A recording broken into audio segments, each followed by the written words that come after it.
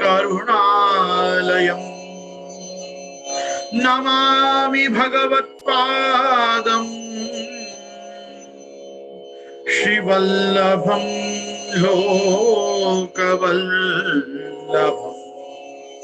वल्लभं विठ्ठलाचार्यं श्रीकृष्णं बादरायणं सूत्रभाष्यकृतौ वन्दे भगवन्तः पुनः वल्लभाचार्य दिव्याज्ञा प्रतिवासर उज्ज्वला दिगंत व्यापिनी भूयात् साहि लोक हितैषिणी सर्वदेश दशाकाले अव्याहत पराक्रमा वल्लभाचार्य दिव्याज्ञा वरदताम् अभिवर्धताम्। नत्वा श्री वल्लभाचार्यान् पुष्टिमार्गोपदेशकान् विठ्ठलेशान् गुरुन् स्तौमि बालकृष्ण मम प्रभुन्। श्री कृष्णाय नमः। श्री गुरुभ्यो नमः।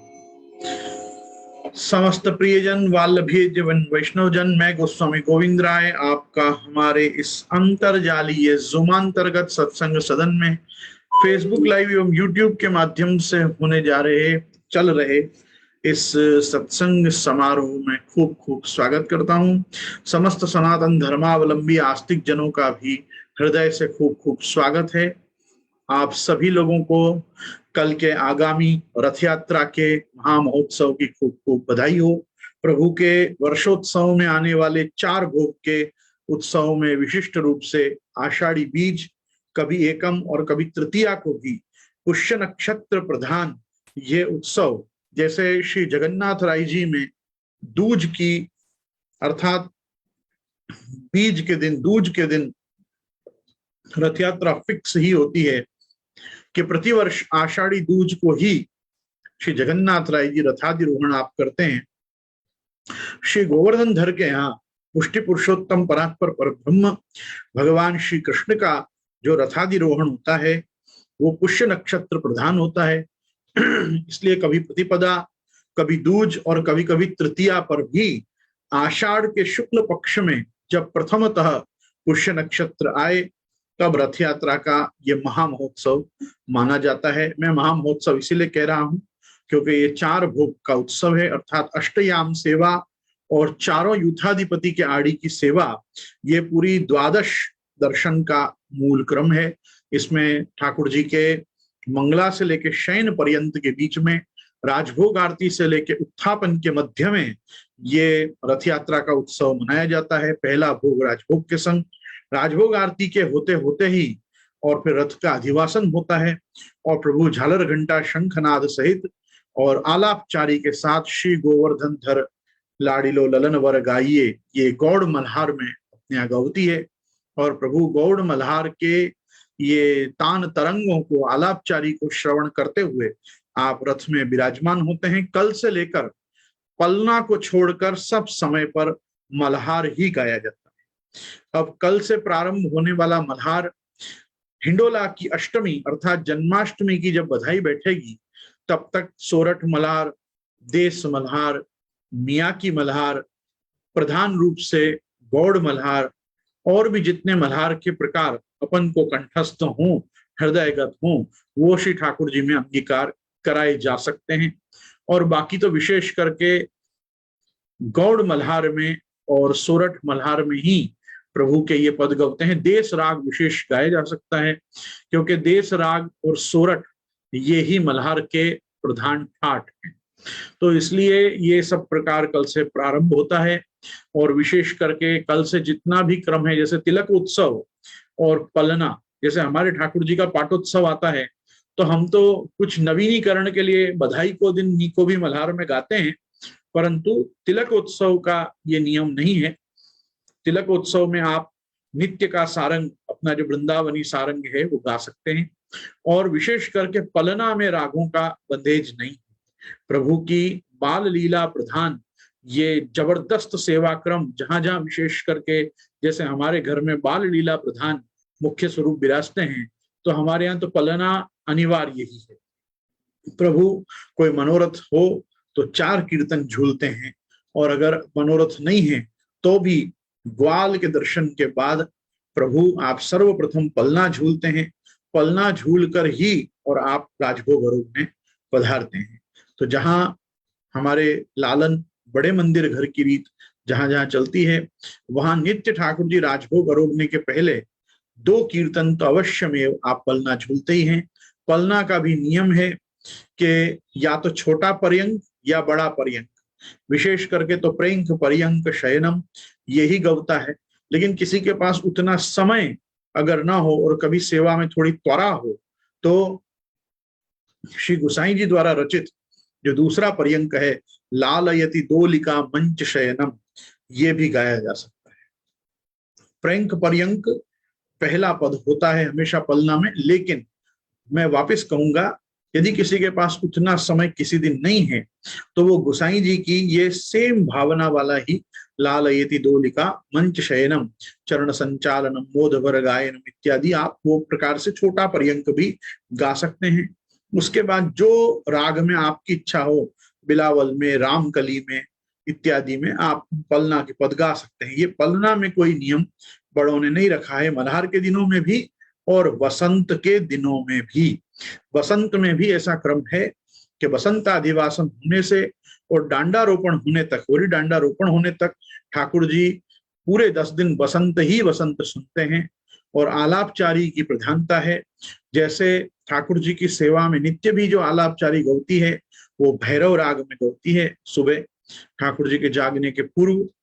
और उसी प्रकार से जब आप ये बसंताधिवासन, डोलाधिरोहण, और इधर आप जब रथाधिरोहण आप करते हैं तब आलापचारी गौती है। इसके अलावा यह आलापचारी का क्रम जिस दिन बिना झालर घंटा के आप केवल खमा घड़ी और सावधान के द्वारा आप जब वाद नाद के द्वारा जब आप साथ में पधारते हैं हिंडोलाधिरोहण करने, तब भी आलापचारी हिंडोरो रोप्यो नंद आवास इसके साथ आलापचारी होती है।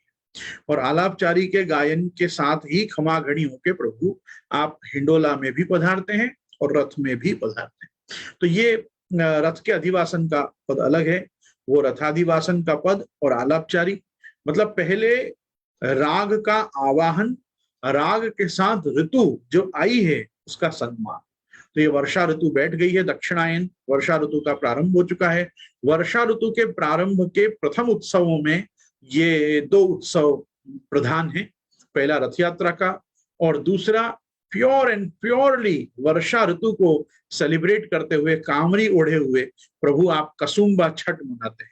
तो ये कसुम्बा छठ का जो पूरा लीला प्रकार है वो भी जो है वो वर्षा ऋतु में प्रभु आप श्री स्वामी जी को मिलने जब आप नंदराई वृषभान जी की खिरक में आप पधारते हैं और वहां खिरक में जो आप विराजते हैं और वहां जो ललिता आदि सखियां आपको जो श्री स्वामी जी सहित उत्सव भोग आरोगाती हैं, वो हमारे कसुम्बा छठ के बंगला में विराजने की भावना है। और बांधे कसुम्बी पाग लाल माई बांधे कसुम्बी पाग, तो ये कसुम्बी छड़ी हाथ में लीने भीज रहे अनुराग, कसुम्बी बात कहत राधासु, ये सब कसुमल होता है। तो ये पूरा लाल रंग अनुराग का है। तो प्रभु का बादलों के आने से और घनघोर वृष्टि होने से ये जो नित्य प्रभु को गोचारण में श्री स्वामी जी का यमुना पुलिन पे मिलना जो कम हो जाता है, बंद हो जाता है, तो प्रभु आपके विरह में आप स्वयं पधारते हैं और आप कामरी ओढ़ के और दूसरा ग्वाल का एक वेश लेके और आप अपने 1-2 अंतरंग सखाओं को लेके आप वृषभान जी के भवन पधारते हैं बरसाने। और बरसाने में आप वृषभान जी की खिरक में रात्रि को भर निवास करते हैं और वहां आपको श्री स्वामी जी आके मिलते हैं। और स्वामी जी के मिलने के प्रकार में पूरे वृषभान सदन में और वृषभान के जो वृषभानु के घर के जो गोप हैं उन सब वडील गोपों को, वयोवृद्ध गोपों को भी पता न चले कि यहाँ नंदात्मज पधारे हैं। वो प्रकार से आपका और ठाकुर जी का और श्री स्वामी जी का वहां मिलाप होता है। ये जो एक बहुत बड़ी लीला है, ये भी it is to celebrate the monsoon.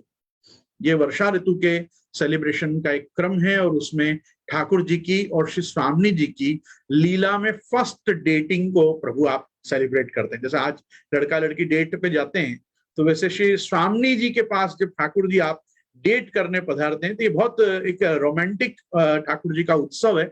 मैं मनोरथ नहीं कहूंगा, इसका कोई मनोरथ नहीं होता, ये अपने आप में उत्सव है संप्रदाय में कि श्री स्वामी जी को मिलने आप विरहातुर प्रभु पधारे हैं। आपको पता है ऐसा ही शीतकाल में भी होता है। शीतकाल में भी घने, मतलब यूं समझो कि प्रचंड शीत पड़ने के कारण न ठाकुर जी अपने घर से गोचारणार्थ निकल पाते हैं, न श्री स्वामी जी अन्य अपनी सखियों के साथ जो भी वन विहार या यूं समझो कि अटव्य विपिनों में विहार करने आप नित्य पधारे हैं, वो आप पधारते हैं। तो बहुत दिनों के बाद आप और ठाकुर जी और स्वामी जी मिलते हैं। तो ठाकुर जी हैं वो नील वर्ण के हैं, घनश्याम हैं, और साथ में जो स्वामी जी हैं वो पीत वर्ण के हैं। तो जब ये नीला और पीला मिलते हैं तब हरी घटा आती है। इसलिए सबसे पहली घटा जो शीतकाल में प्रारंभ होती है वो हरी घटा प्रारंभ होती है। तो आप देखेंगे ना अपनी प्रणालिका में, अपनी टिप्पणी में, तो शीतकाल में सबसे पहली घटा ही हरी घटा हो। वो हरी घटा क्यों होती है? ये नीला और पीला मिलेगा तो हरा ही बनेगा। तो ये पूरी हरित भूमि जो बनती है, ये उस समय जो पूरी घटा छा जाती है ठाकुर जी और स्वामी जी के मिलन से छा जाती है। उसी प्रकार से लाल घटा कैसे बनती है? कोई दोनों को ही तीव्र आतुरता होती है एक दूसरे से मिलने की, और आप जब वहां मिल पाते हैं तो वो पूरा भीज रहे अनुराग। तो अनुराग का रंग जो है वो लाल है। तो स्नेह की तन्मात्रा भी गंध है। ये मिट्टी की जो सुगंध आती है वर्षा ऋतु के आने पर और वर्षा के बूंदों के पड़ने पर, ये जो चातक पक्षी भी देखो आप मुंह खोल के बैठा ही रहता है कि जब मघा नक्षत्र में और स्वाति नक्षत्र में जल की बूंदें गिरती हैं, तब वो चातक पक्षी उसका पान करके और अपनी वर्ष भर की यूं समझो कि तृष्णा को वो मिटाता है, निवृत्ति करता है अपनी। ये बिल्कुल ठाकुर जी चातक पक्षी की तरह और श्री स्वामी जी स्वाति नक्षत्र की बूंदों की तरह जब आके आप मिलते हैं, तो ये स्वाति और मघा नक्षत्र के सहित वर्षा ऋतु के आगमन का जो उत्सव प्रभु मनाते हैं, ये वो कसुम्बा छठ का उत्सव है। हर उत्सव के पीछे का एक साइंटिफिक, ज्योग्राफिक, पौराणिक, लीलात्मक, हर प्रकार का एक हम देख सकते हैं कि अनुभव आचार्य चरण ने और प्रभु चरण द्वय ने अपन को सेवा में कराया है। अपन हर चीज को सेलिब्रेट करते हैं। उष्ण काल के आते ही जैसे हम अक्षय तृतीया से विविध प्रकार के प्रभु को यूं ग्रीष्मोपचार करने शुरू हो जाते हैं, तो ये एक बहुत जरूरी चीजें हैं कि हम समझें कि हमारे प्रभु को अब क्या चाहिए इस समय, इस सीजन में। अपने यहाँ सेवा जो है वो सीजनल है, अपने यहाँ सेवा जो है वो ऋतु प्रधान है। सेवा ऐसा पर डे का कोई बैरोमीटर चेक करके और आज टेम्परेचर कितना है, आज वस्तु धराएं कि नहीं, आज वागा धराएं कि नहीं, आज ये करें कि नहीं, इतनी तो ठंडी नहीं पड़ रही है, इतने गद्दड़ों की क्या आवश्यकता है, ये सब माथाकूट में अपन को नहीं पड़ना चाहिए। मैं मानता हूं यथा देहे तथा देवे, पर यथा देहे तथा देवे करने की समझ भी पुष्टि मार्गियों में हो तो ही अपने यहाँ की प्रणालिका में हस्ताक्षेप करना चाहिए, नहीं तो हस्तक्षेप नहीं करना चाहिए। जो जैसा प्रणालिका में लिखा है, बड़ों ने बहुत सूझबूझ के साथ प्रभु के सुख का विचार करके ही प्रणालिकाओं को निबद्ध किया गया है। जहां जो चीज धरनी जरूरी है वो प्रभु आप धरते ही हैं। अभी देखो गोपी जनों के भावों का अंकुरण होता है, 4-4 भोग आप चारों युद्धाधिपति मिलके श्री ठाकुर जी स्वामी जी को आप अरोगाते हैं। तो आप देखो अंकुरी प्रधान उत्सव है, यह अंकुरी इसमें खास जरूरी है। और अंकुरी पे खोपरा की जलेबी और सब, ये सब कितना आप देखोगे तो और आप देखो पहले प्रसाद लेने वाला भक्त भी कौन है? प्रभु के रथ के घोड़े। अब घोड़े क्या खाएंगे? चना और मूंग की अंकुरी खाएंगे। वो तो हम ठाकुर जी के साथ के भी जो लोग हैं उनको भी सोचते हुए चलते हैं, उनको भी ध्यान में रखते हुए चलते हैं। डोल के चौथे भोग में लीला में कायदेसर पहली बार आम आता है, और कल लीला में छेल्ला आम। कल रथ यात्रा के चौथे भोग पे जो आम के टोकरा आएंगे वो इस ऋतु का, मतलब पूरे इस ग्रीष्म काल का, इस वर्ष का सांवत्सरिक आम प्रभु आप कल रोकेंगे। इसके बाद आम धरना आवश्यक नहीं है। दूसरा, हम सब जानते हैं बरसात पड़े बाद के आम जो होते हैं वो स्वास्थ्य के लिए कोई बहुत लाभदायक नहीं होते। इसलिए जब उष्ण काल का प्रारंभ हुआ होता है, बस हो ही रहा होता है, तब डोल का उत्सव आता है। प्रभु दूसरे दिन से ही आप देखो फूल मंडली अंगीकार कर लेते हैं द्वितीय पाठ से। अब हमारे तो क्या है, बंबई में वसंत पंचमी से आम मिल जाते थे पहले, तो वसंत पंचमी से आम धर देते थे। किसी किसी को श्रीनाथ जी पाठोत्सव पे आम मिलते थे, तो उस दिन सब केसरी घटा, केसरी वस्त्र, केसरी सब क्रम होता है, तो वो कोई कहता है कि नहीं श्रीनाथ जी पाठोत्सव सु आम आवे। अरे आम जब सु मिले तब सु आम आवे, जब तक मिले तब तक आवे। लेकिन कोई पूछे कि आम कब से कब तक आवे, तो आम डोल के चौथे भोग से प्रथम बार और रथ यात्रा के चौथे भोग पे छली बार, या के बाद आम की सीरा के, आम की कोई भी सामग्री, अड़भंगा हो, अमृता हो, पचीता हो, जो भी प्रकार की सामग्री प्रभु आरोपते हैं, उसका कोई क्रम आपको प्रणालिका में नहीं मिलेगा। रथ यात्रा के दिन प्रभु आप छल्ला आम रोकते। तो ये सब छोटी छोटी चीजें हैं, ये ऋतु अनुसार सेवा के स्वरूप को बताती है कि अब कौन सी ऋतु आ गई है और प्रभु अब क्या आरोपेंगे। अब आप देखोगे तो ये जितने भी 4 भोग के उत्सव है, ये 4 भोग के उत्सव बेसिकली प्रभु की गोट है, पिकनिक्स हैं।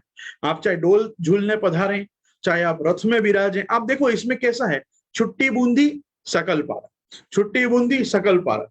आपको हाथ ना बिगाड़ना पड़े और आपको जूठन करके ना खाना पड़े, ऐसे ही उत्सव भोग रखे गए। अगर आप ध्यान दोगे तो प्रभु बार बार कहाँ रथ में हाथ खासा करते रहेंगे। अब अगर अपन विचार भी करें कि चलो ठीक है, ठाकुर जी कहाँ रोकते होंगे, इतने सारे गोपीजन स्वामी जी हैं, आप अरोगाते होंगे अपने श्रीहस्त से, तो भी अब उनको भी तो सखड़ी अनसखड़ी दूध घर में हाथ खासा करना है कि नहीं करना है। तो आप देखेंगे ना, तो अपन लोग कैसा, जैसे पुराने लोगों को एक चेवड़ा फांकते रहने की आदत होती थी। चेवड़ा कभी आदमी जूठन करके नहीं खाता था, सींग चना भी खाते थे तो दूसरे हाथ से लेते जाते थे और ऐसे खाते थे। अभी का तो कुछ पूछो ही मत, अभी की तो मैं कोई बात ही नहीं करूंगा। पुराने लोगों को आप देखोगे तो उनको जल्दी से हाथ जूठा करने की आदत नहीं होती थी। फल फूल भी खाते थे तो ऐसे छोड़ देते थे।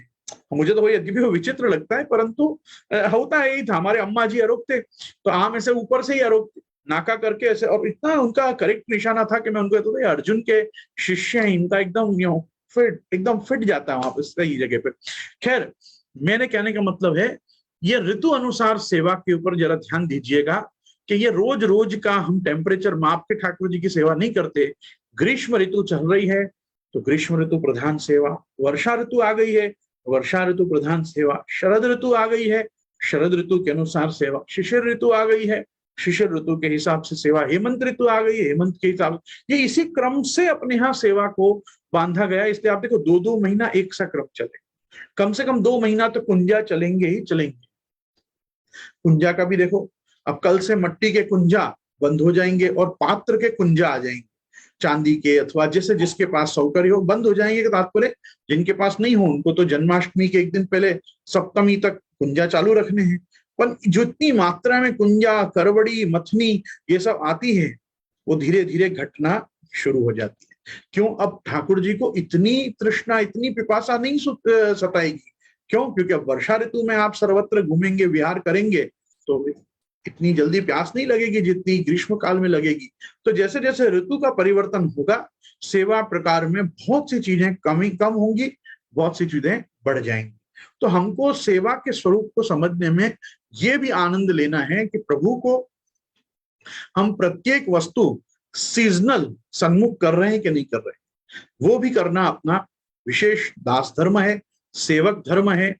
प्रणालिका में जो जो लिखा हो उसके अनुरूप हम न भी कर सकें तो प्रभु के आगे प्रणालिका का वांचन जरूर करना चाहिए, ताकि ताप क्लेश की अनुभूति हो और मन में, हृदय में भाव आए कि प्रभु आज क्रम तो बहुत लिखा है, पर ये दास से इतना ही शक्य हो पाया है, जो हुआ है प्रभु आप कृपा करके इसको अंगीकार करो, सामर्थ्य प्रदान करो कि अगली बार ये उत्सव पे ये सब चीजें मैं आपको अरोगा सकूं। यही ताप क्लेश को मार्ग, ताप क्लेश को मार्ग मतलब ताप होना चाहिए, ये सुख प्रभु अपन को कब देंगे, और क्लेश होना चाहिए कि इस वर्ष में ये नहीं कर पाया। ये ताप क्लेश हो ही नहीं रहा है। घर में तो बहुत क्लेश हो रहा है, ये कर दे, वो कर दे, अरे आम नहीं करियो, तेम नहीं करियो, पर ये कहाँ होना चाहिए? ये अंतरात्मा में, हृदय में अपने भक्त के होना चाहिए, घर में नहीं होना चाहिए। घर तो स्वस्थ रहना चाहिए। ठाकुर जी की जवाबदारी सेवा करता की है, पूरे गांव की नहीं है, पूरे घर की भी नहीं है। वास्तव में प्रभु जिसके माथे विराज रहे हैं, ये उसकी जवाबदारी है कि मेरे ठाकुर जी में जो लिखा हो वो आए, या कम से कम मैं प्रयास करूं कि वो किसी माध्यम से प्रभु सम्मुख वो पदार्थ, वो सामग्री हो। बस ये एक बहुत पुनीत संकल्प जब मनुष्य के हृदय में हो, तब उसको इन लीला भावनाओं के साथ अपनी भावना का भी अनुभावन अटैच करना चाहिए कि प्रभु देखो, लिखो तो बहुत कछु है। अब देखो, पदों का भी कितना क्रम लिखा होता है। अपन क्या सब समय के सब पद गा पाते हैं प्रभु सम्मुख? नहीं गा पाते हैं। अपन कम से कम आग्रह रखना चाहिए। रथ में विराज रहे हैं तो 2 पद रथ के तो गाऊं। आज हिंडोला में विराज रहे हैं या हिंडोला के दिन चल रहे हैं, 2 पद हिंडोला के तो गाऊं। जो समय की जो प्रधान सेवा है, वो प्रधान सेवा के अनुरूप आपका और आपके ठाकुर जी का एक संवाद स्थापन होना चाहिए। और संवाद स्थापन का जो प्रकार है, वही अपने यहाँ कीर्तन भक्ति का प्रकार है। अपन प्रभु से ऐसे ही बात करते हैं। जैसे कहते हैं ना कि किसी बड़े आदमी से बात करने का एक लहजा सीखना चाहिए या आना चाहिए, वैसे ठाकुर जी से भी बात करने का लहजा और तरीका आना चाहिए। आपको प्रभु को बताना है कि प्रभु आप तो चीटर हो, तो प्रभु को ऐसे नहीं कहा जाता है कि आप तो चीटर हो, आप बदमाश व्यक्ति हो। तब ऐसे कहा जाता है, हो नीके जानत हो आलिरी बहुनायक को नेह, कहूं धूप कहूं छाह जनावत, कहूं बादर कहूं मेह। ये तो आपका कोई भरोसा है कि आप कहाँ रहोगे? कभी यहाँ रहोगे, कभी वहां रहोगे, कभी किसी के भवन में रहोगे, कभी किसी के सदन में रहोगे। ये विनती करने की प्रकार है। क्यों? आचार्य चरण ने अपने को सिखाया है। कौन है ये खेलबे की बानी? ये सही प्रश्न नहीं है। सही प्रश्न क्या है? भली है तेरी खेलबे की बानी। मतलब तुम जो कर रहे हो वो बहुत बड़ी बात है, क्या बात है, बहुत सुंदर आप कर रहे हो। तो अपनी जो परंपराएं हैं वो श्री महाप्रभु जी गोसाई जी ने सुदृढ़ की हैं। अपने अपन को ठाकुर जी को उलाहना भी देना है, प्रभु को कुछ सुनाना भी है, तो बड़ों ने उसके सब प्रकार बताए हैं। और वो अष्ट सखाओं की वाणी के माध्यम से अपन प्रभु सन्मुख अपने हृदय के सब भाव रख सकते हैं। तो इसलिए कीर्तन अर्थात इन शॉर्ट, मैं मेरी बात को एकदम कट ऑफ करूं तो इन शॉर्ट मतलब करूं तो राग, भोग और श्रृंगार, इन तीनों पे जब हमारा ध्यान होगा, तब हम सेवा को अपने सर्वांगीण स्वरूप में देख पाएंगे कि आज का क्या राग है, आज का क्या भोग है, आज का क्या श्रृंगार। श्रृंगार श्रृंगार श्रृंगार पे लोग बहुत कंसंट्रेट करते हैं।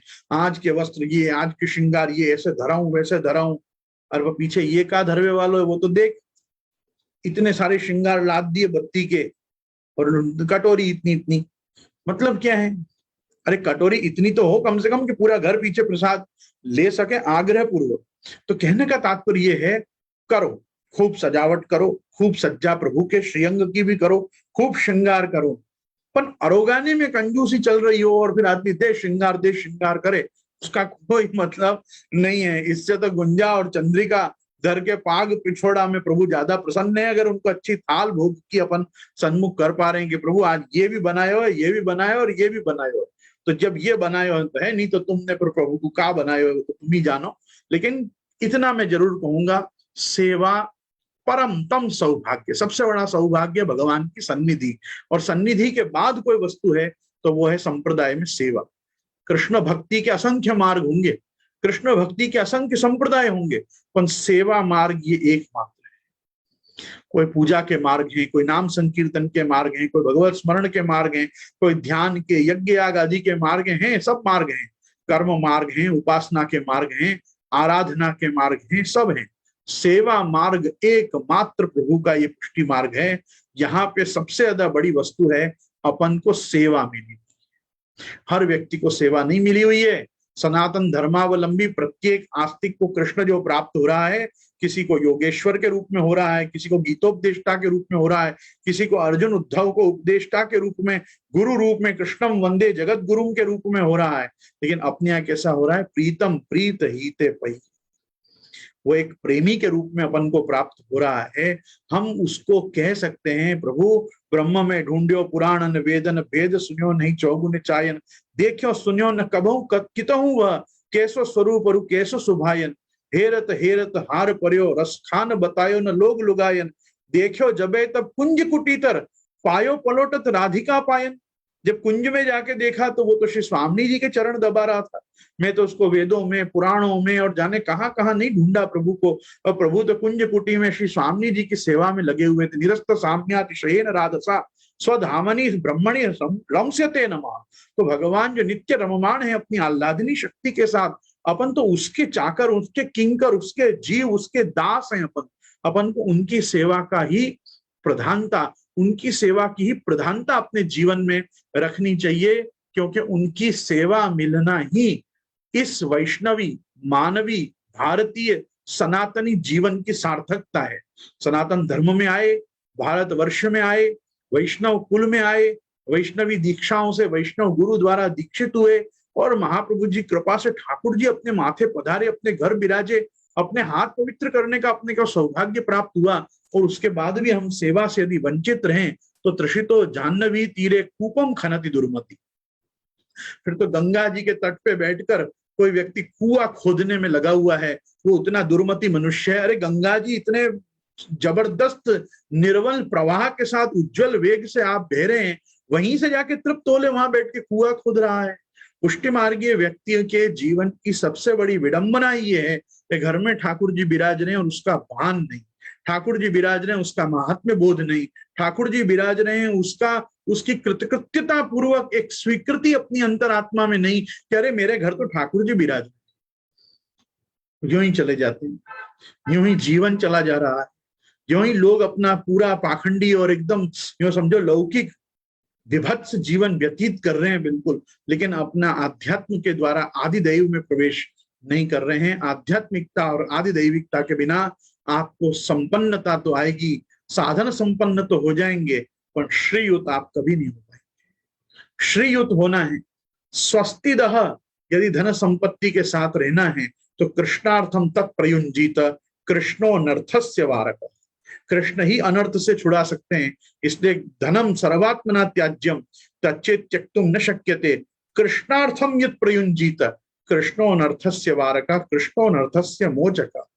तो मैं आज छेल्ला उपदेश, अभी तो कथा में प्रवेश करने के पहले यही कहूंगा, जितना जैसा जो सौभाग्य मिले अपने इन हाथों को, दोनों हाथों को पवित्र करने का। पूजा मार्ग में तो वाम भाग से, वाम हाथ से कुछ नहीं कर सकते। जो करना है आपको यज्ञ याग पूजन आदि सब जमणे हाथ से ही करना है पूजा मार्ग में। ये पुष्टि मार्गीय सेवा प्रकारी है जो सर से लेके पैर तक पूरे देह को भगवत सेवा में रखता है, पूरा देह अपनी भगवत सेवा करता है। साष्टांग दंडवत प्रणाम करने से लेकर और प्रभु के मंदिर मार्जन सोहनी से लेकर चंद्रवा बांधने तक शरीर का कोई ऐसा अंग नहीं होता कि जिसका भगवत सेवा में विनियोग न होता। अपन डावे हाथ से ठाकुर जी पकड़ के जमने हाथ से प्रभु का श्रृंगार कर डालते हैं। आप विचार तो करो अपना कितना सौभाग्य कि अपने अपने सब सर्वेंद्रियों का अपन प्रभु में विनियोग करा पाते हैं। ये सब छोटी छोटी बातों का आप चिंतन करोगे तो पुष्टि मार्गीय सौभाग्य का सौभाग्य मद हो जाएगा। आपको सौभाग्य मद आ जाएगा, कह रहे मैं तो कितना कृपा से आपूरित हूँ, मैं कितना अनुग्रहित हूँ, मैं कितना धनधन्य हूँ, और मैं कितना कृतकृत्य हूं कि मेरे माथे कौन विराज है, मेरे को कौन पधरा के दिए हैं। और महाप्रभु जी बारंबार वार्ता में आज्ञा कर रहे हैं, मैं तो को अपनो सर्वस्व पधराए रहे हूं, तो या को अपनो सर्वस्व करी जानियो। तो अपना सर्वस्व अपन किसको मांग के बैठे? ये घर, स्त्री, पुत्र, पौत्र आदि ये सब सर्वस्व है? ये सर्वस्व नहीं है, ये सेवा के संसाधन है। और अगर ये सेवा के काम के नहीं है तो तत्य आगे दूषणम नास्ति यत कृष्ण बहिर्मुखा अनुकूले तु संकल्प प्रतिकूले विसर्जनम। ऐसे लोगों को छोड़ ना पाओ तो कम से कम मन से तो उनका परित्याग कर ही दो कि भाई मैं तो व्यवहारिक ढंग से इनके साथ रह रहा हूं क्यों रहना पड़ रहा है, बाकी ये मेरे नहीं, क्योंकि ये मेरे ठाकुर जी के नहीं। ये तुम्हारे ठाकुर जी के नहीं तो ये तुम्हारे बिल्कुल नहीं है, क्योंकि ये सबके लिए तुमने हाथ में तुलसी लेके संकल्प किया था कि प्रभु मैं मेरा घर, पुत्र, वित्त, आप सब आपको प्रदान कर रहा हूँ, मैं सब आपको समर्पित कर रहा हूँ, सब आपको निवेदित कर रहा हूँ। ये जो भी कुछ आज से मेरा रहेगा वो मेरे साथ आपका होगा। और अगर वो आपके नहीं हो पाए हैं तो यदि आपके वचन को झेलने का अगर परिवार में दम नहीं रहा है तो परिवार आपका कैसे रहा? मुझे बात बताओ। घर का जो भी अपना वडील हो, जो घर का बड़ा हो, वो जो बात कह दे समाज में उसके साथ पूरे घर को रहना चाहिए। यही भारतीय सभ्यता है, यही भारतीय संस्कृति है कि घर वालों में बड़े जो कह दें उसके बाद हाँ जी, जरूर जी, हो जाएगा जी, यही आना चाहिए। क्यों करें जी नहीं आना चाहिए। क्यों करें जी, किस लिए करें जी, क्या मिलेगा जी, ये सब जी से नहीं पूछा जा सकता, हाँ जी ही कहा जा सकता है। ये जब तक हमारी आज की पीढ़ी को समझ नहीं आएगी ना, तब तक उसको सेवा और संप्रदाय की भी समझ नहीं आएगी। बड़ों ने कहा है मतलब हमारे बेनिफिट के लिए ही कहा है, हम ही उसके बेनिफिशियरी हैं जो बड़े हमको कह रहे हैं कि तू ये कर। धर्म की समझ नहीं हो तो जिसको हो उससे ले लेनी चाहिए। जैसे आपको वकालत की समझ नहीं होती है, आप वकील से पूछते हैं। आपको कर देने की समझ नहीं होती है तो आप सीए को पूछते हैं। आपको आरोग्य की समझ नहीं होती है, आप अपने डॉक्टर से पूछते हैं। वैसे धर्म की अगर समझ नहीं है तो अपने गुरु अथवा अपने माता पिता जो समझा रहे हैं उसको स्वधर्मत्व धारण करना आना चाहिए। समाज अपना जब तक स्वस्थता से बड़ों की धार्मिक आज्ञाओं को हाजी करके नहीं स्वीकारेगा तब तक उसको धर्म की समझ नहीं आने वाली। धर्म पहले परंपरा से ही आता है, धर्म पहले संस्कारों से ही आता है, फिर धर्म सात्विकता से आता है और फिर धर्म एक शालीन पुरुष को ही प्राप्त होता है। नित्य जो जितेंद्रिय और संयत मनस्थिति का व्यक्ति होगा वही धर्माचरण कर पाएगा। उच्छृंखल लोगों से धर्माचरण नहीं हो सकता है। धर्म के लिए स्थिर बुद्धि होना बहुत जरूरी है।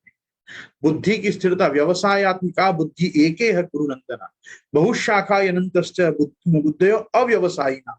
तो हमको व्यवसायत्मिका बुद्धि रखनी है तो एकाग्र चित्त होके एक ढंग से सोचना पड़ेगा।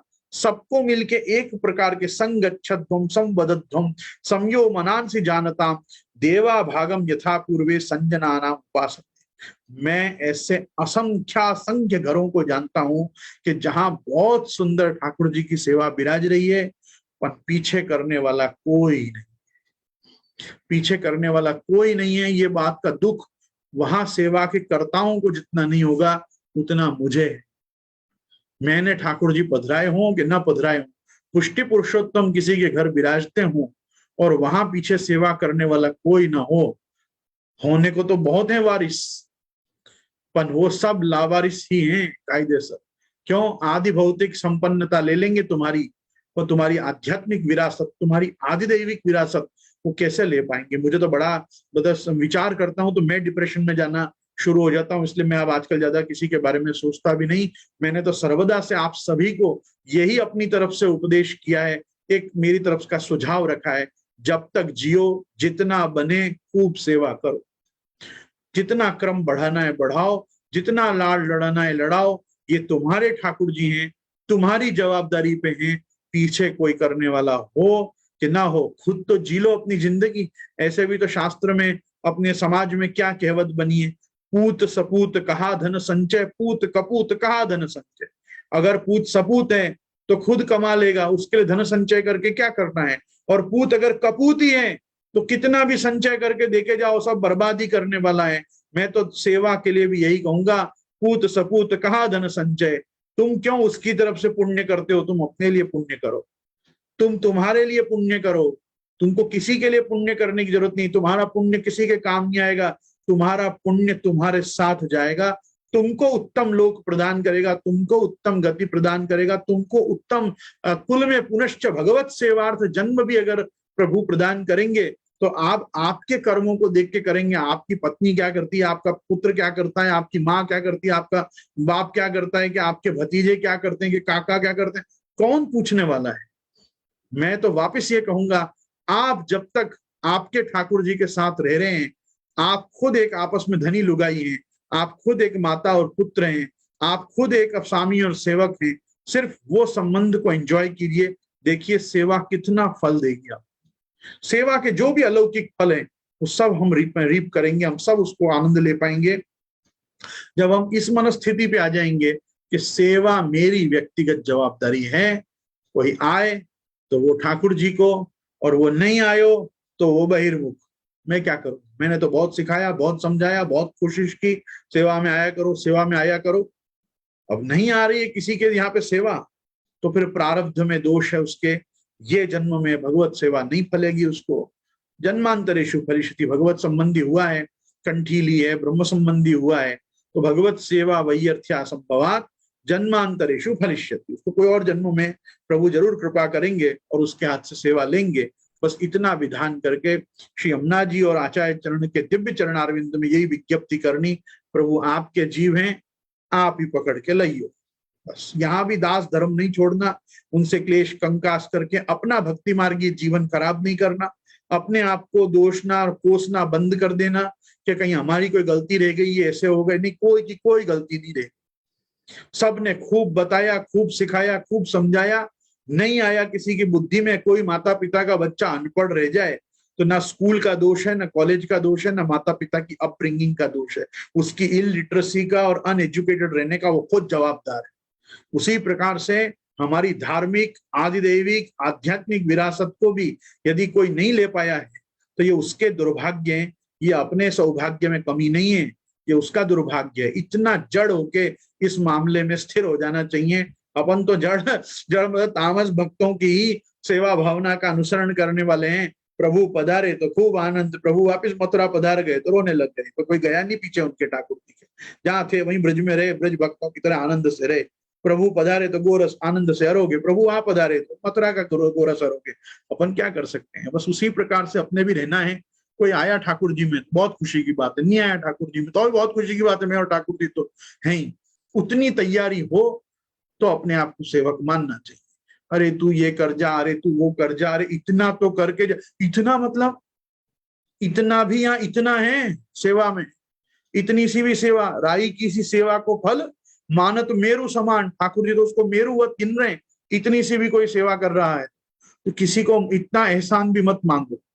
वो इतनी कर रहा है ना तो अपने इतने सारे 84 लाख में न जाने कितने जन्मांतर के पाप धो ले रहा है। और अगर वो इतनी करने की भी उपेक्षा कर रहा है तो न जाने कितने जन्मों तक वो जन्म मरण के चक्र को वापिस क्रियान्वित कर चुका है। उसको उसके हाल पे छोड़ दो।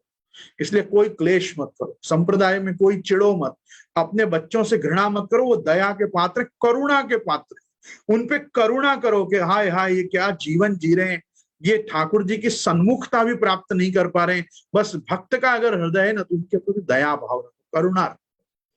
गरीबों को, दीन दुखियों को, फटीचर लोगों को देख के अपने कैसा होता है, अरे गए जन्म में भगवान नारायण का इन्होंने भजन किया होता तो ये दारिद्र नहीं भोग रहे होते, कम से कम लक्ष्मी की कृपा इन पे होती। जैसा अपने को उनका दारिद्र देख के दारिद्र दहन करने की इच्छा होती है ना, वैसी इच्छा कितनी भी हो, बस हृदय से यही विनती करनी चाहिए, श्री महाप्रभु जी आप, श्री यमुना जी आप, श्री गिरिराज जी आप कभी इनके हृदय में विराजियो, जो ये सन्मुख हो जाए। बस उससे ज्यादा कोई पंचायत कोई के साथ करनी नहीं, अपने अष्टाक्षर पंचाक्षर में बाधक इनके नाम बनाने नहीं। जितना हो सके प्रभु का नाम लेना। ये परिवार का चिंतन स्तवन करते करते अपन अपना जो भाव बिगाड़ रहे हैं, इससे ज्यादा हानि अपन अपने पैर पे कुल्हाड़ी और कोई चीज को लेके नहीं मार। मैं तो पूरे पुष्टि मार्ग के वैष्णव जगत को ये कहना चाहता हूं, आपको यदि सेवा, स्मरण, सत्संग, भगवत सन्निधान इनमें रुचि है, इनमें आनंद आ रहा है और इनकी सुखानुभूति को आप समझ पा रहे हैं तो मस्त रहिए। काय को त्रास भोगते हैं, क्यों त्रस्त होते हैं इन लोगों की दूसरों की दुर्गति देख के? अपनी सदगति का आनंद मानिए। नवारे सर्व कामानाम सर्वम प्रियम भवति, आत्मनस्तु कामानाम सर्वम प्रियम भवति। आप खुद से प्रेम करते हो इसलिए ये सब आपको प्रेमास्पद लगते हैं, तो खुद से ही प्रेम करो। खुद के अंतर्यामी रूप से प्रत्येगात्मा होकर देखो कि प्रभु आपके हृदय में विराज गए हैं और इसीलिए आपको इन लोगों के प्रति ये हो रहा है कि ये जो आनंद, जो सुख, जो लाभ हम ले रहे हैं वो ये क्यों नहीं ले रहे हैं? उनको नहीं ले रहे हैं तो नहीं ले रहे हैं, उनको नहीं लेना है, उनको नहीं चाहिए। उनको लौकिक अपनी तृष्णाओं को ही बुझाने में लगे रहने तो उनको जो क्षुधा पिपासा है वो उससे झिक लेंगे, तृप्त हो लेंगे। जन्म जन्मांतर के भूखे मरे आए होंगे नंगे, सबके सब अपने घर में जन्म गए होंगे। ये सोच लो कि भाई इनकी जब तक लौकिक वासनाएं, तृष्णाएं पूरी नहीं होंगी, इनको कृष्ण समझ में नहीं आएगा। आचार्य चरण में तो सुबोधनी जी में लिखा है, यदा विषया रोचते तदा कृष्ण न रोचते, यदा कृष्ण रोचन्ते तदा विषया न रोचते। जब तक विषय अच्छे लगते हैं कृष्ण अच्छा नहीं लगता, जब कृष्ण अच्छा लगने लगता है तो विषय वासना अच्छी नहीं लगने लगती। कोई भी एक चीज को चुन पाओगे दो उंगली में से, या कृष्ण को चुन लो या विषय को चुन। विषयाक्रांत देहा नाम नावेश सर्वथा हरे है। विषयाक्रांति में तो ऐसा भी कोई ढंग से प्रभु का आवेश नहीं होता। इनके हृदय में जब प्रभु पधार ही नहीं रहे तो कहां बैठ के इनका मनोमालिन्य धोएंगे प्रभु? आप विचार करो। कोई प्रार्थना करेगा नमामि हृदय शेषे लीला क्षीराब्धि शाइनम, तब प्रभु आके हृदय में शयन करेगा ना। कोई प्रार्थना ही नहीं कर रहा है, प्रभु आप मेरे हृदय में पधारो, तो प्रभु को क्या इतना निकम्मा समझ रखा है कि कहीं कहीं भी घुस जाएंगे प्रभु? नहीं नहीं नहीं, बलात् प्रभु का नाम वारंवार चिंतन करते हुए, न जाने कितने पुरुष चरण करते हुए, अपने को अष्टाक्षर का सातत्य निभाते हुए प्रभु को विनती, विज्ञप्ति, प्रार्थना करनी पड़ती है कि प्रभु हृदय में पधारो। और पधार भी गए तो कितने क्षण, कितने निमेष मात्र प्रभु विराजते हैं, क्या अपन लोग नहीं जानते हैं? कितना कम समय प्रभु पधार पाते। और प्रभु को पधारने के लिए बिल्कुल मेहमान घर में आवे तब जैसे घर को साफ सूफ करते हैं ना, वैसे पहले साफ सफाई इस अंदर घर की करनी पड़ती है, तब प्रभु इस हृदय में आके विराज के भी प्रभु को ऐसा कोई प्रसन्नता नहीं होती कि वाह वाह मैं बहुत अच्छी घर में आया, बहुत अच्छी जगह में आया। नहीं, धुनोति शमलम कृष्ण सलिलस्य यथा शरद, भागवत जी कहते हैं वहां भी प्रभु आके उसके हृदय का मनोमालिन्य धोते ही रहते हैं प्रभु, कि नहीं नहीं इसको तो धोना पड़ेगा, ये जगह अभी भी मेरे बैठने लायक नहीं हुई है। तो मानव मस्तिष्क, मानव स्वभाव, मानव की ये जो जितनी भी एकादश इंद्रियां हैं, ये इतनी मलिन हैं कि इसको जितनी बार इसमें संशोधन करो उतनी बार इसमें तनुनवत्व प्राप्त हो सकता है। ये उतनी बार स्वच्छ होकर प्रभु के पधारने, विराजने और ठहरने लायक हो तो जाती है, पर ज्यादा देर तक ये उस अवस्था में बनी रहती जैसे अपने घर के बच्चों का रूम।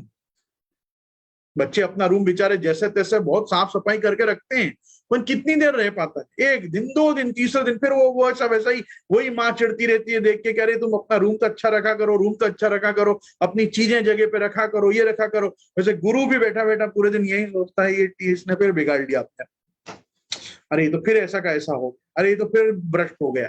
तो मतलब कहने का तात्पर्य ये चीज को अपने को नित्य सुधार मांगने वाली वस्तु है, इसमें किसी का दोष नहीं है। कोई बच्चों को इस तरीके को प्रताड़ित कर दोगे क्या?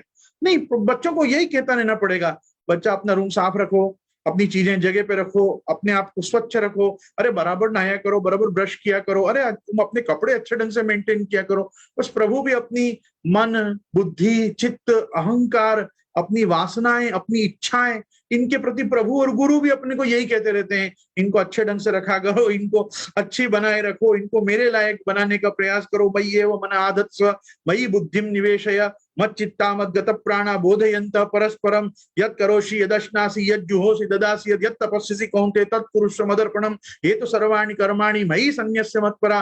भगवान सतत आपको ये कहते रहते अनन्यांश चिन्तयन्तो माम ये जना पर्युपासते। अब कोई उपासना करना चाहे तो पर्युपासते न, कहाँ का उपासते। तो मुझे ऐसा लगता है व्यक्तिगत रूप से मेरे मौलिक जो भी दिग्दर्शन मुझे अभी तक संप्रदाय का हुआ है, अपने यहाँ अधिकांश लोग ताप क्लेश से ज्यादा ग्रह क्लेश से पीड़ित। और वो ग्रह क्लेश से पीड़ित क्यों हैं? क्योंकि वो जो आनंद ले रहे हैं भगवत सेवा का, वो सामने नहीं लेता देख रहे हैं। जब किसी को भी, चाहे वो ऊपर की पीढ़ी हो कि नीचे की पीढ़ी हो, तो वो विचलित हो जाता। विचलित होने की कोई जरूरत नहीं। मैं और मेरा पहले शुरू होता है, मेरा और मैं नहीं होता, मैं और मैं और ये मेरे। तो सबसे पहले मैं का ध्यान दो, मैं बराबर जगह पे है ना, तो मेरों को जो करना है करने दो, वो अपने ढंग से जी लेंगे अपनी जिंदगी।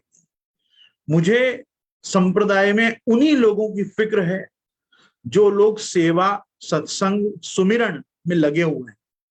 जो नहीं लगे हुए हैं वो जिस दिन लगना चाहेंगे उस दिन से उनके बारे में सोचें।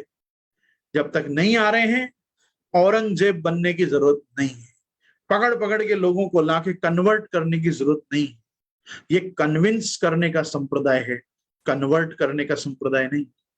You convince people for something, if they are going to get convinced, well and good, fine, very fine. नहीं हो रहे हैं, hell to them, attitude wise. Hell to them मतलब धक्का ना मारना ना, उनको कहीं भेज देना, एक एटीट्यूड रखना, मुझे फिर उसकी चिंता करने की आवश्यकता नहीं।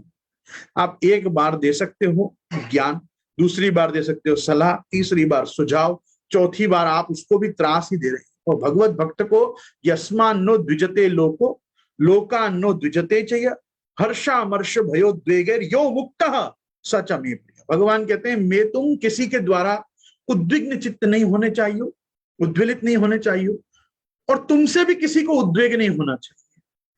आप किसी के त्रास देने पर त्रस्त ना हो, मस्त रहें, और आप अकारण किसी को जाके त्रास न दें। ये लोग सब तारका, शूर्पणखा, पूतना के वंशधर हैं जो भगवान नाम सुनते ही भाग जाते। इनको नहीं आना है सेवा, उनका यहां से गला पकड़ पकड़ के उनको लाओ मत सेवा। वो वहां आने के बाद भी कोई काम के नहीं, उनको जाने दो, उनको जाने दो जहां जाना है। उनको यशोदा जी, रोहिणी जी, कौशल्या जी नहीं समझ में आ रहे, कोई चिंता की बात नहीं। अपने तो ठाकुर जी त्रयंबक है, उनके रामावतार में भी 3 माँ है, कृष्णावतार में भी 3 माँ है। वहां कौशल्या, सुमित्रा, केकई है, यहाँ पे यशोदा जी, रोहिणी जी और देवकी जी। आपको समझना पड़ेगा कि हम इनके भाव वंशधर हों तो बहुत रामकृष्ण आनंद से अपने घर विराजेंगे। और अगर ताड़का पूतना और शूर्पणखा के वंशज हो तो वो ऐसे भी नहीं आने वाले हो, तो राम नाम कृष्ण नाम सुन के ही भाग जाने वाले हैं, तो उनको भाग जाने दो। उनको नहीं समझ में आ रहा है कि हमारी माँ कौशल्या और यशोदा जी, उनको नहीं समझ में आ, उनको समझाने बैठोगे तो आप में ही आवेश पूतना ताड़का और शूर्पणखा का आ जाएगा। आप अपनी क्यों यशोदा जी का हनन करते हो? आप क्यों अपनी यशोदा जी भगाते हो अपने हृदय में से? मत भगाओ। अरे देवकी जी ने तक प्रभु को पूछ लिया, प्रभु मैं तो आपकी बाल लीला ही नहीं देखी, आप कृपा करके बाल लीला का सुख प्रदान करो। प्रभु तो उनके 6 बालक और ले आए, साथ में अपना भी एक स्वरूप छोटा सा उनको पधरा दिया कि लो इससे तुम की सेवा करो और बाल लीला का आनंद लो।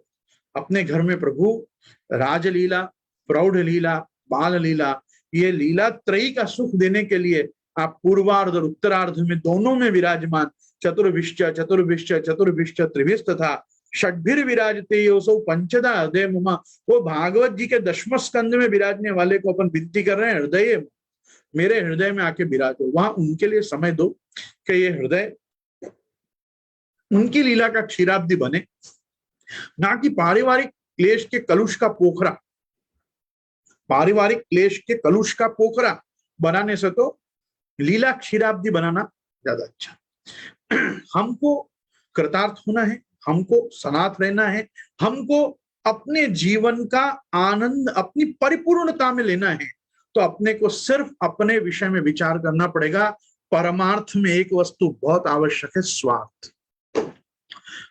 स्वार्थ बहुत जरूरी है। परमार्थ का साधन करना है तो स्वार्थ जरूरी है। अपनी उद्धृति के बारे में सोचना, और केवल अपनी उद्धृति के बारे में सोचना। ना हम ऋषि हैं, ना हम मुनि हैं, ना हम गुरु हैं, ना हम आचार्य हैं। हम सबके उत्थान और उद्धार की कामना करना हमारे लिए कोई जरूरत नहीं। हम भगवत भक्त हैं, हम प्रभु के दास हैं, प्रभु के किंकर हैं। किम किम न करो तिसा किंकरा, क्या क्या नहीं करना पड़ता है दास को, उसको कहते हैं किंकर।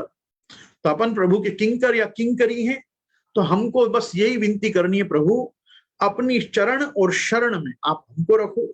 अपनी और चरण शरण का जो भी हमको फल ये सेवा रूप में, सत्संग रूप में, सुमिरन रूप में आप प्रदान कर रहे हो, ये चाहे जप यज्ञ के माध्यम से मिले, ये ज्ञान यज्ञ के माध्यम से मिले, या आपकी यज्ञात्मिका, ये यज्ञ पुरुष, यज्ञ भोक्ता, यज्ञ करता आप स्वयं हो, आपकी सेवा रूपी ये धर्म कर्म हमको मिले।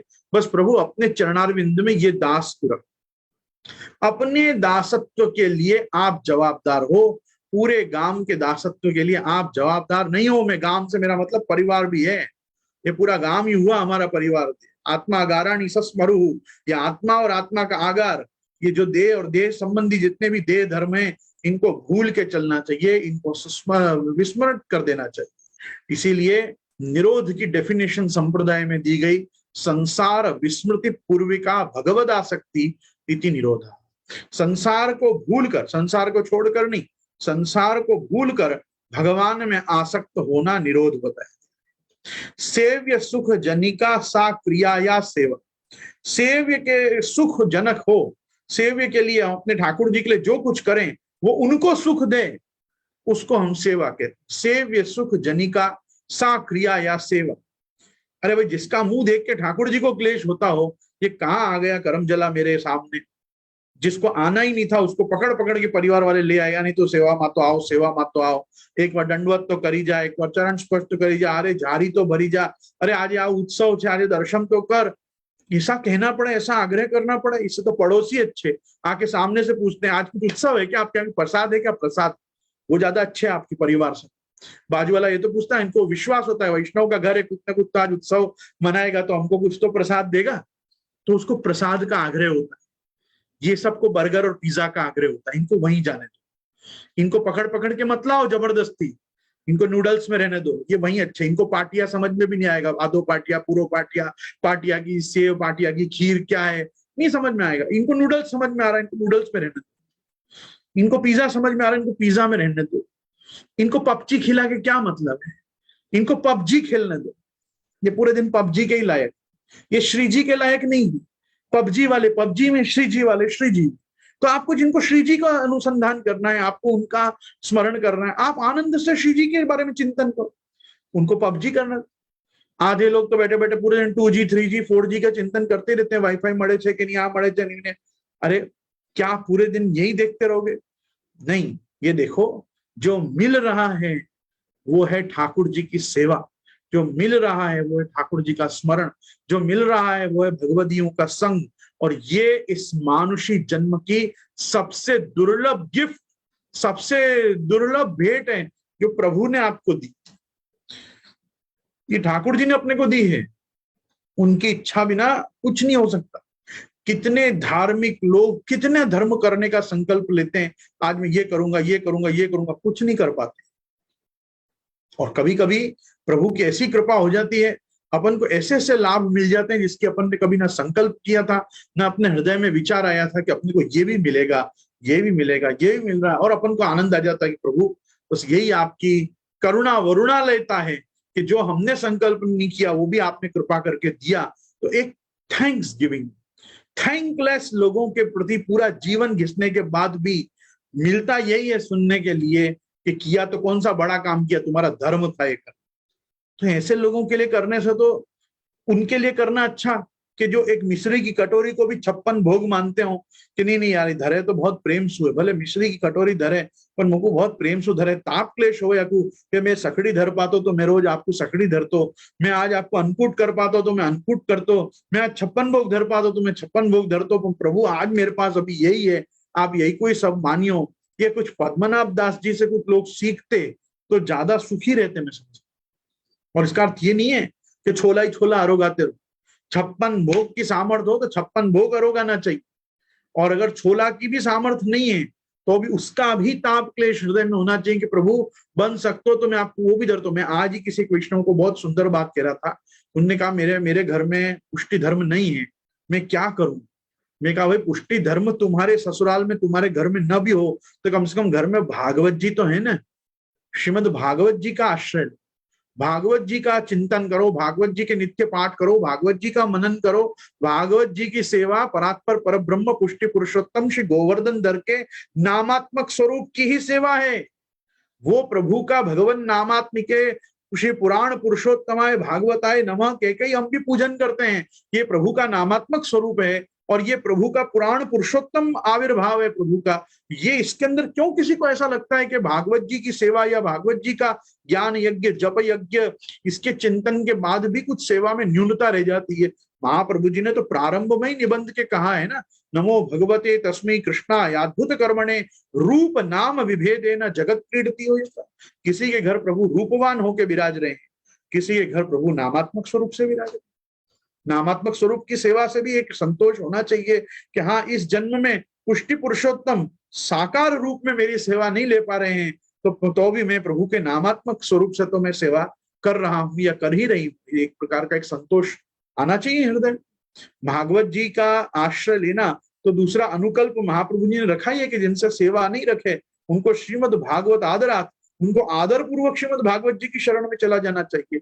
निबंध देख लो, षोडश ग्रंथ देख लो, कोई भी जगह देख लो, यहाँ तक कि सुबोधनी के प्रारंभ में भी श्री महाप्रभु जी ने मंगलाचरण में ही कह दिया, शास्त्रम रूपम च लोके प्रकटयति मुदा यह सनोभूति हेतु। कभी प्रभु शास्त्र रूप में प्रकट होते हैं और कभी लोक में रूपवान होकर भगवान प्रकट होते हैं। तो भागवत जी का आश्रय करना, भागवत जी का की सेवा, पूजन, स्मरण, चिंतन, मनन, ये ही तो श्रीमद भागवतम पुराण तिलकम यद वैष्णवानाम धनम यस्मिन् पारमहंसमेकमखिलम ज्ञानम परम गीयते यस्मिन् ज्ञान विराग भक्ति सहितम नैष्कर्म्यम आविष्कृतम तत्शृण्वन् प्रपठन विचारण परो भक्त्या विमुच्यन नरः। यही तो उपदेश हमको भागवत जी ने भी दिया है। तो जिनसे ठाकुर जी की सेवा घर में नहीं हो पा रही है वो भागवत जी का निरंतर अपने हृदय में और अपने मस्तिष्क में धारण करें। आप देखो सेवा का सुख मिलेगा, लीला का सुख मिलेगा।